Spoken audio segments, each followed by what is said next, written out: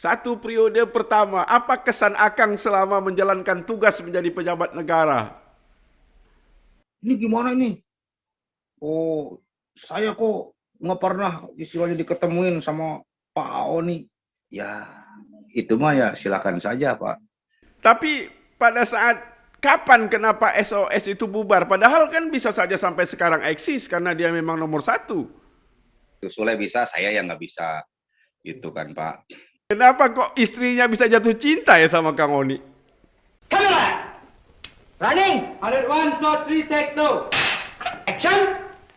Cakap, jangan tak cakap. Assalamualaikum warahmatullahi wabarakatuh. Pilkada atau pemilu akan memberikan kesan tersendiri. Dan tentu saja bicara pilkada, bicara pemilu, orang bicara berapa jumlah suara yang didapat.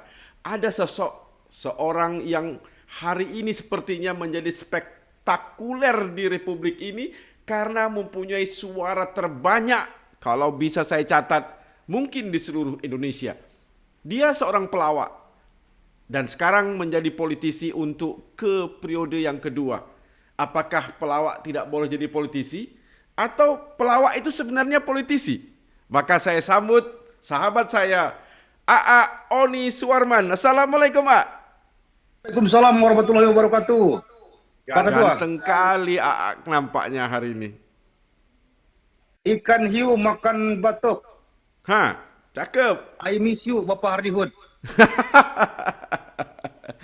Kang Oni berangkat dari seorang pelawak bersama Sule, betul? Betul, Pak. Jadi kenapa cita-citanya waktu itu mau jadi pelawak? Jadi cita-cita saya jadi pelawak karena waktu saya kelas 4 SD itu, saya sudah cinta akan dunia acting, saya sudah cinta akan dunia panggung, karena ketika saya main di panggung, banyak orang yang bertepuk tangan sambil nyawer pakai duit, Pak. Kelas 4 SD? Kelas 4 SD, saya juara lomba calung se-Kabupaten Subang. Saya di daerah Jawa Barat itu ada Kabupaten Subang. Iya, iya, iya, iya. Kelas 4 itu lomba reog cilik dan saya jadi pelawaknya di sana dan alhamdulillah juara pertama se-Kabupaten Subang waktu SD. Terus kenapa bergabung dengan Sule? Atau satu lagi temennya namanya Oding? Ya, itu kan seiring perjalanan waktu ya, Pak. Jadi saya itu SMP, setelah di SD itu nggak ke SMA dulu, Pak, ke SMP. Nah, di SMP 4 Subang ini saya juga melanjutkan ke SMKI, bukan SMA. Jadi setelah itu baru ketemu Mas Sule, gitu, Pak. Nah, di sana Kang Ogi, nah, ya, yang jadi leader kita itu murid-murid beliau lah. Sule sama saya itu adalah murid-murid Kang Ogi. Ogi yang melatih dan mengajarkan bagaimana cara melawak untuk bergrup, gitu kan, bergrup. Nah, akhirnya kita ya dibikinlah satu grup namanya SOS. Seperti itu, Pak. SOS itu apa sebenarnya? SOS Kepanjangan itu, dari apa? SOS itu adalah apa ya kira-kira ya? Bahaya. SOS itu banyak, Pak. Jadi yang bikin adalah Ogi. Haha. Ogi bilang kalau kita grup saja SOS. Apa SOS? Senyuman orang Sunda. Wih, senyuman orang Sunda. Senyuman Jadi orang dengan SOS Sinting ini juga punya bisa. banyak makna, Pak. SOS itu punya banyak arti. Aha. SOS itu terdiri dari masing-masing nama. Misalnya saya, asli saya itu Suwarman, Ogi itu Obin Wahyudin, dan Sule itu nama aslinya Sutisna. Jadi Ogi itu sangat cerdas gitu, kalau dalam hal-hal meramu kata-kata seperti itu. Jadi bikin grup lawak itu kita SOS. Apa itu SOS? Senyuman orang Sunda, seniman orang Sunda. Seperti itu, Pak. Jadi ya istilahnya lah segmented karena waktu itu memang kita di daerah Sunda gitu, Pak. Apa prestasi SOS selama Kang Oni menjadi pelawak? Banyak sekali, Pak. Wah, Di yang antaranya banyak adalah satu manggung saja nggak dibayar, sebutkan. itu prestasi juga kan bagi kita. Manggung nggak dibayar-bayar kan prestasi juga dulu kan. Itu kan artinya buat mental kita supaya ternyata kita sangat cinta terhadap dunia lawak. Nah, akhirnya pada tahun 2005 kita ikut audisi pelawak TPI, Pak. Nah, yang ngadain TPI dan alhamdulillah kita juara pertama di audisi pelawak TPI. Juara pertama? Juara pertama. di dunia Luar dan di planet. biasa. Hadiahnya apa, Kang? Hadiahnya adalah uang saku. Zaman dulu Pak, 150 juta. Itu selalu saya beli sawah Pak. Dibagi tiga kan, 50, 50, 50. Sebenarnya yang lucu itu Kang Oni apa Kang Sule? Sule lah Sepertinya Pak, Kang Oni nih. Sule lah. Sule. Sule itu eksis sampai sekarang. Dia multi talentan. Tapi kesan Kang Oni, apa yang lihat Kang Oni, Sule itu serius. Memang serius dia. Tidak melawak Memang sedikit serius. pun. Pada saat apa? Serius. Pada saat setiap nggak di panggung dia serius. Ya seriusnya kan jadi lucu. Maksudnya yang betul-betul serius dalam kehidupannya itu dia merasa ini bukan lawakan tapi benar-benar dia serius. Iya, pada saat dia yang ngobrol dengan kita ya ada serius maksudnya gimana Pak ya? Saya nggak ngerti juga. Jadi sebenarnya Sule Kang Oni itu serius ya? Serius, kalau menurut saya Sule itu orangnya serius. Serius dia. Oh. Apa perjalanan Kang Oni selama jadi pelawak? Kesan yang paling terkesannya apa? Kita kan satu grup, Pak. Kita itu dari tahun 93 bikin grup lawak sampai tahun 2005 artinya booming, punya kehidupan istilahnya lah boleh dikatakan diangkat derajat dari pelawak emperan. Kita bertiga ini dari emperan menjadi terkenal lah, menjadi pelawak istilahnya pelawak nasional gitu, Pak. Ya artinya saya sudah tahu betul gitu kan bagaimana dulu kita satu perjuangan, satu karakter. Maksudnya punya karakter masing-masing tapi kita tahulah masing-masing keluarga kita, tahulah kehidupan pribadi kita seperti itu, Pak. Tapi pada saat kapan kenapa SOS itu bubar? Padahal kan bisa saja sampai sekarang eksis karena dia memang nomor satu. Izin, Pak. SOS itu tidak bubar, tapi tidak pisah ranjang. bubar. Cuman kenapa? Pisah ranjang. Jadi nanti satu saat bersatu kembali. Insya Allah. Insya Allah. Oh, tidak Kemarin juga di bubar. TVRI Bandung itu sudah mengadakan Ogi, cuman kan ada sesuatu hal lah gitu. Sule bisa, saya yang nggak bisa, gitu kan Pak. Ya artinya kan sekarang sudah masing-masing apa ya namanya punya jadwal tersendiri. Jadi kalau misalnya diadu-aduin itu bentrok itu nggak bisa juga, nggak temu juga Pak. Begitu. Berarti bukan berhenti jadi pelawak, tetap menjadi pelawak. Kenapa berkeinginan menjadi politisi, Kang Oni? Begini Pak.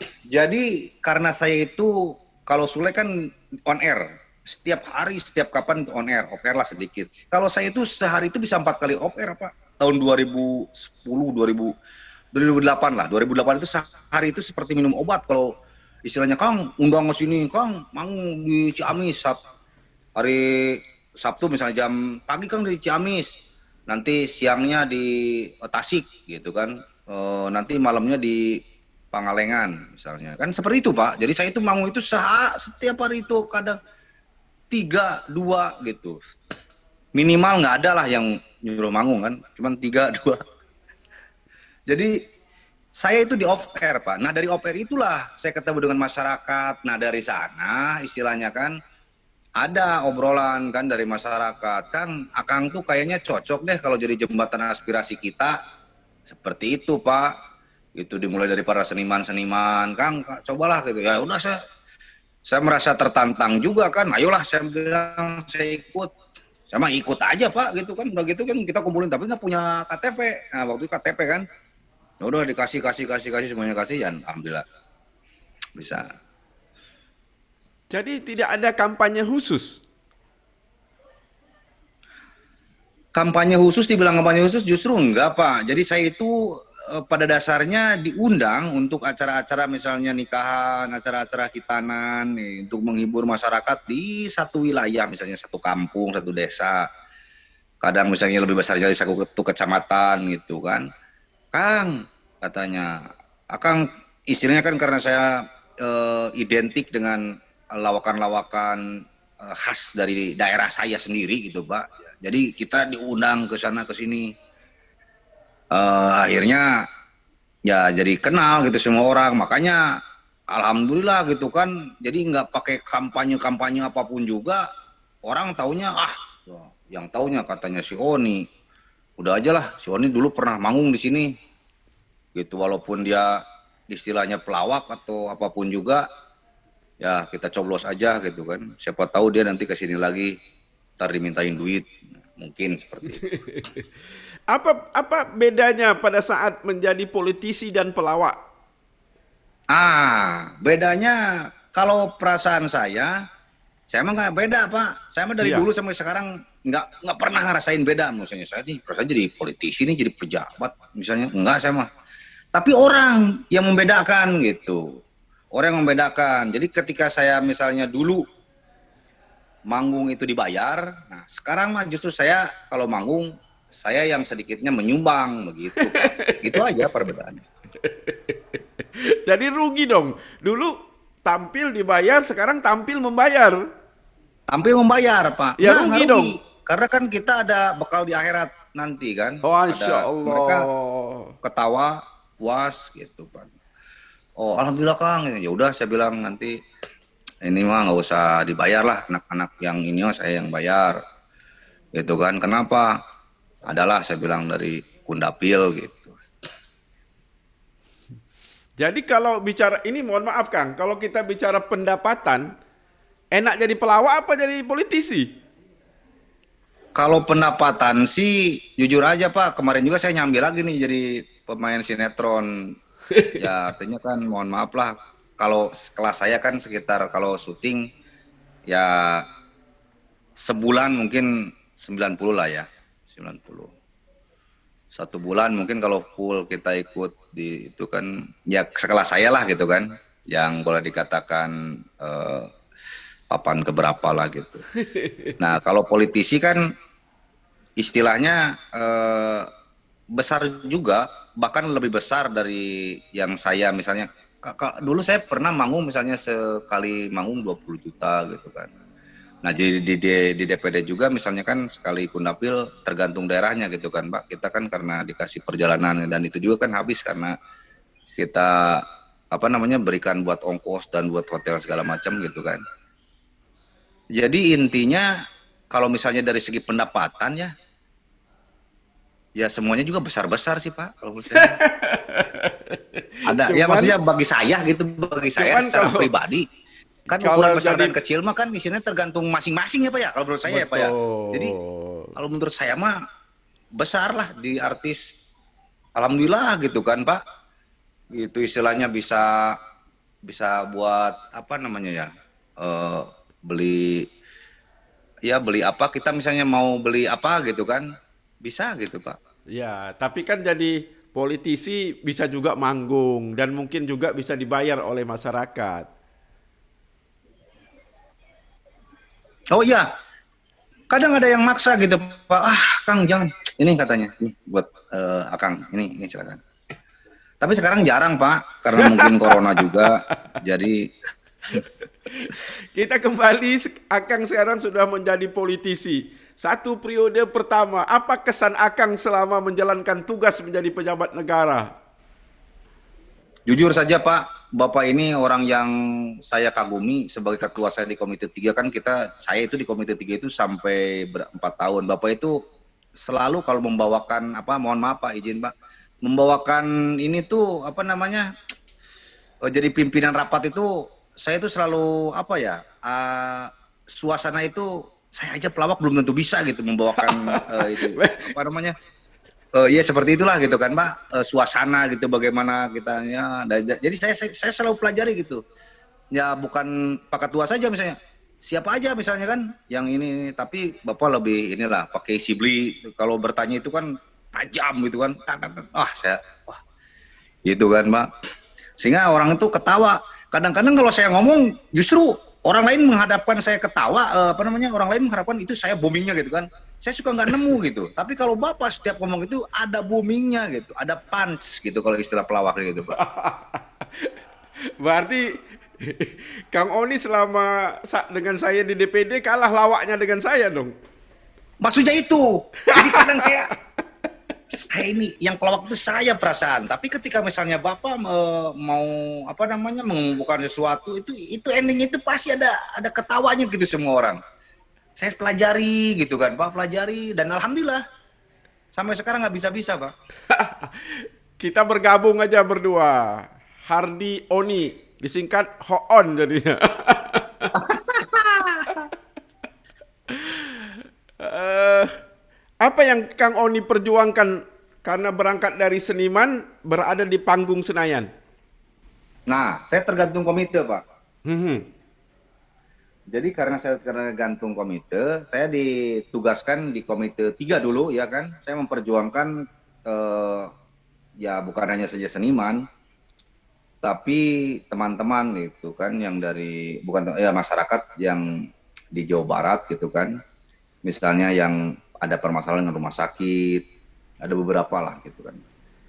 Nah, seniman juga sama, saya pernah urusin yang waktu di Karawang gitu, saya datang langsung sendiri ke lokasi ke Rumah Sakit Hasan Sadikin, saya datang langsung ke rumah sakitnya ketika ada yang istilahnya tidak dilayani.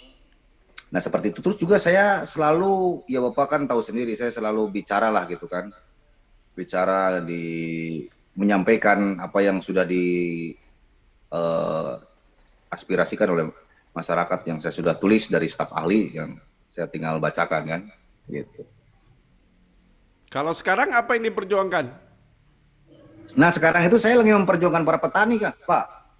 Jadi saya sengaja ambil teman-teman wartawan supaya boomingkan misalnya kemarin tentang masalah harga padi apa beras impor seperti itu. Nah kita saya berjuang Pak. Saya dalam yang bersuara lah kan.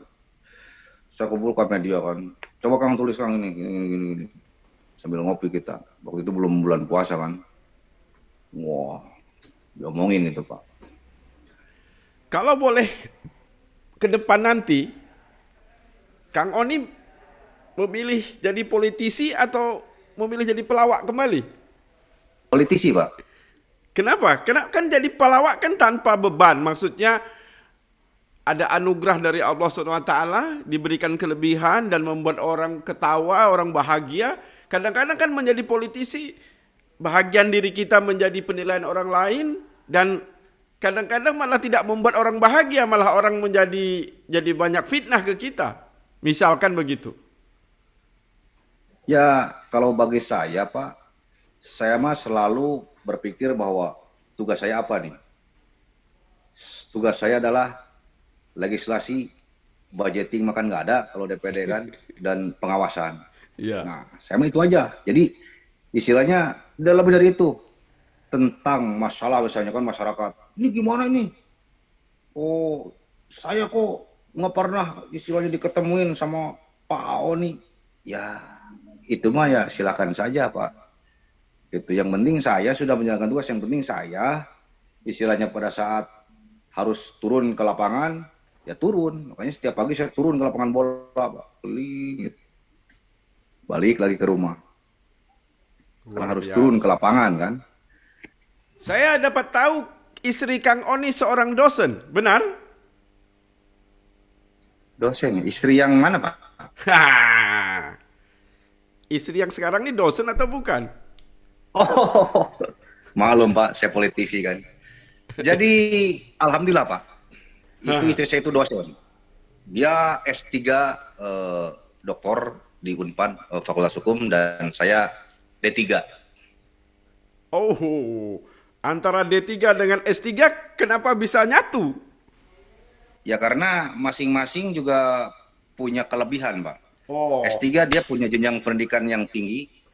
Nah kalau saya punya strategi, nah, D3 ini punya strategi yang tinggi bagaimana menaklukkan S3.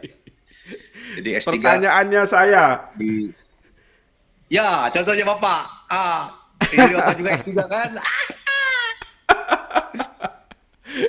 Kenapa kok istrinya bisa jatuh cinta ya sama Kang Oni? Karena dia belum minum Paramek Pak. Jadi alhamdulillah masih pusing-pusing. Jadi kalau udah minum Paramek saya takut dia sembuh kembali Pak. Bicara dengan Kang Oni, saya kira apalagi di bulan Ramadan ini banyak ketawanya nih, alhamdulillah.